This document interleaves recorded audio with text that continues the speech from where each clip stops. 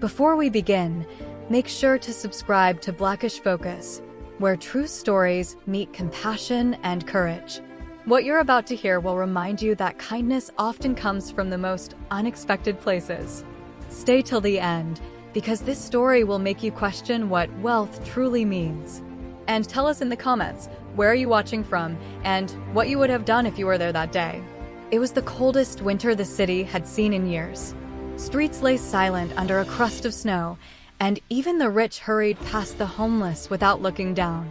But beneath an old bridge on the west side, Daniel Reed, a homeless man with frostbitten hands and eyes that still held kindness, sat wrapped in torn blankets.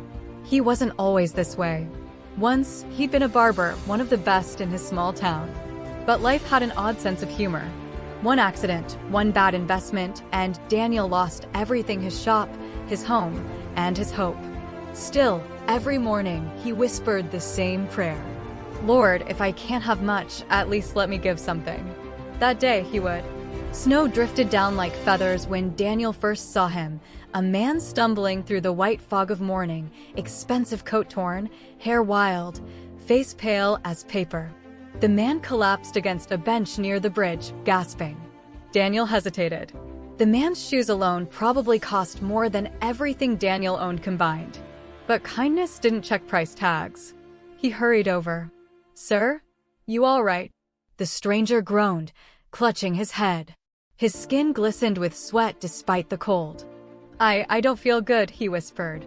Daniel noticed a strange patch on the man's scalp, reddish, inflamed, spreading fast. His barber's instincts kicked in. "You've got an infection," he said. "If it reaches your blood, you're in trouble." The man's breath came ragged. "I can't go to a hospital." "Someone will."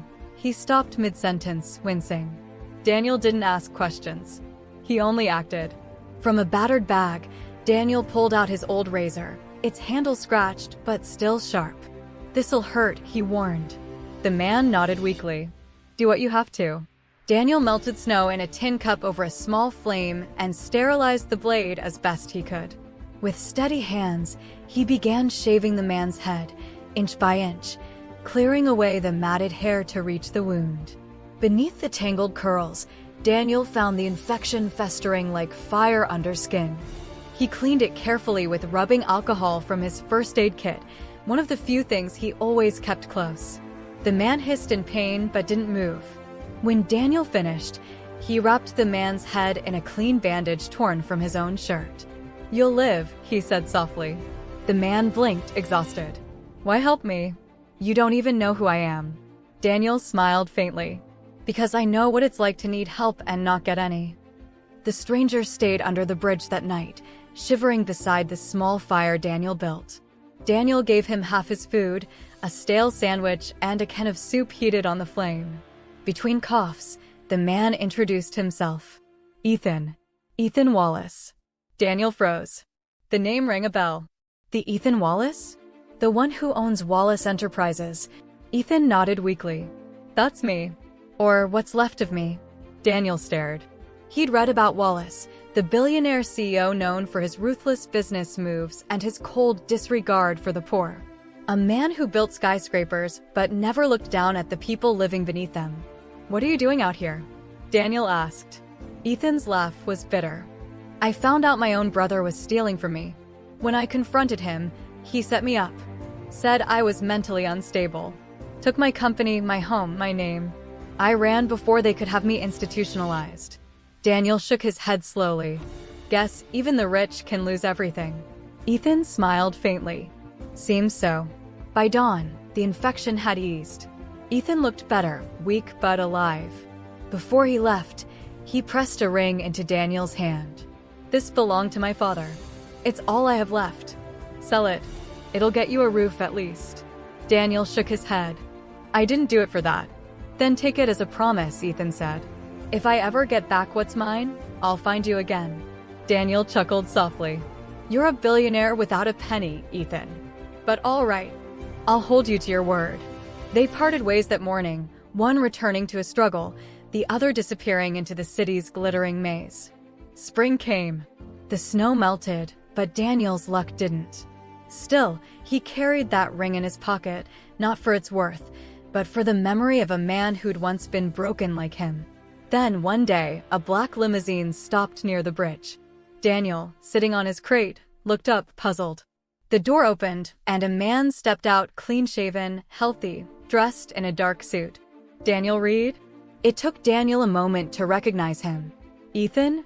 Ethan smiled, the same calm, grateful smile from that winter morning. Told you I'd find you again. He explained how he'd used evidence hidden in offshore accounts to expose his brother's betrayal.